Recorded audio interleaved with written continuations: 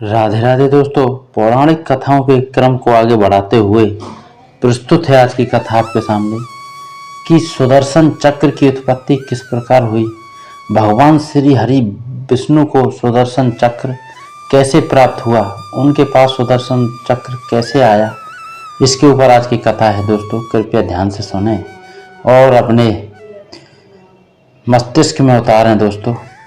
तो चलिए कथा को आगे बढ़ाते हैं। सुदर्शन चक्र भगवान श्री हरि विष्णु जी का शस्त्र है। यह चक्र एक ऐसा शस्त्र है जो चलाने के बाद अपने लक्ष्य पर पहुंचकर उसे भेद कर वापस आ जाता है, यानी यह चक्र कभी नष्ट नहीं होता। इस चक्र की उत्पत्ति की कई कहानियां सुनने को मिलती हैं।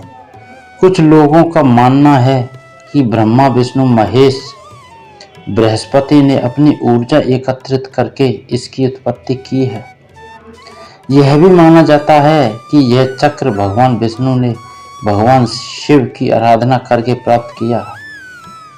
सुदर्शन दो शब्दों से जुड़कर बना है, सु यानी शुभ और दर्शन।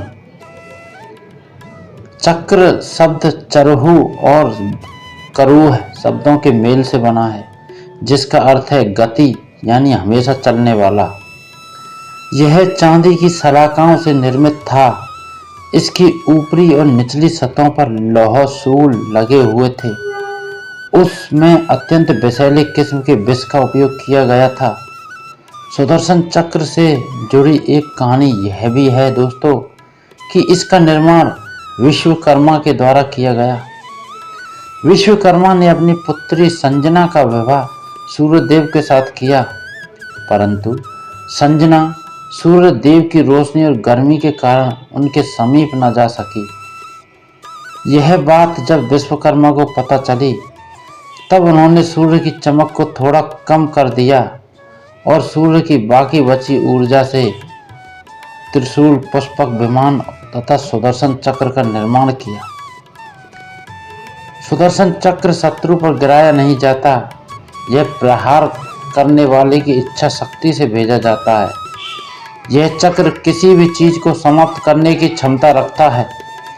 माना जाता है कि श्री कृष्ण जी ने गोवर्धन पर्वत के समय सुदर्शन चक्र की सहायता से इंद्र के द्वारा प्रलयकारी मेघों से बरसाए गए जल को सुखाया था।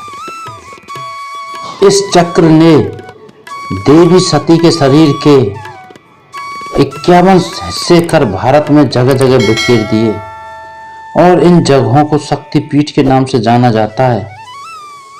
यह तब हुआ जब देवी सती ने अपने पिता के घर हो रहे यज्ञ में खुद को अग्नि में जला लिया। तब भगवान शिव शोक में आकर सती के प्राण रहित शरीर को उठाए घूमते रहे।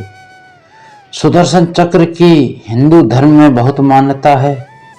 जैसे वक्त, सूर्य और जिंदगी कभी नहीं रुकती, वैसे ही इसका भी यही कोई अंत नहीं कर सकता।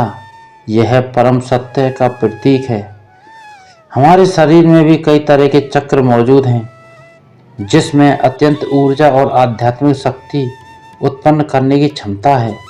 योग उपनिषदों में सहस्त्रार चक्र के अलावा 6 चक्र और हैं: मूलधारा, स्वादिष्ठान, मणिपुर, अनाहत, विशुद्धा और अजना। श्री मंदिर के रत्न सिंहासन के 4 देवताओं को चतुर्धा मूर्ति कहा जाता है, जिनमें सुदर्शन चक्र को भी देव माना गया है। तो दोस्तों, सुदर्शन चक्र से संबंधित आज की कथा यह थी जो आपके सामने प्रस्तुत है।